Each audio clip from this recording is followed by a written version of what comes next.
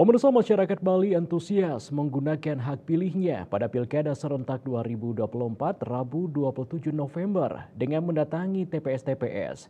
Demikian juga calon gubernur Bali nomor urut 1 Made Mulyawan Arya atau Degajah yang menggunakan hak pilihnya di TPS 12 Banjar Kerandan, Pemecutan, Denpasar.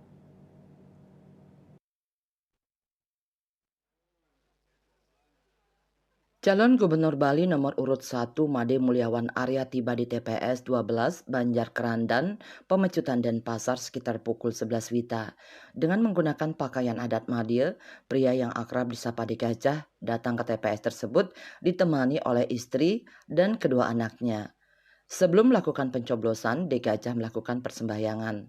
Tiba di TPS, Degajah disambut panitia pemilihan dengan memberinya surat suara. Kemudian ia memasuki TPS melakukan pencoblosan. Setelah melakukan pencoblosan, Degajah tak lupa menunjukkan surat suaranya kepada awak media. Ketika diminta komentarnya, Degajah menyampaikan bahwa tanggal 27 November 2024 merupakan hari bersejarah bagi masyarakat Bali untuk memilih calon pemimpin. Apapun hasilnya nanti, pihaknya mengaku berserah kepada rakyat Bali, alam dan Tuhan Yang Maha Esa. Hari ini adalah hari sejarah ya di mana masyarakat Bali akan memilih pemimpinnya. Entah masyarakat Bali ingin pemimpin yang ingin perubahan yang lebih baik atau ingin tetap yang seperti ini, ya silakan. Nanti kami sudah melakukan semuanya, kami sudah maksimal melakukan semuanya, dan kami berserah kepada rakyat Bali dan alam dan tentunya Indonesia dewasa. Ya, kami harap masyarakat Bali semua datang ke TPS memilih dengan hati nuraninya, dan satu suara adalah menentukan nasib Bali.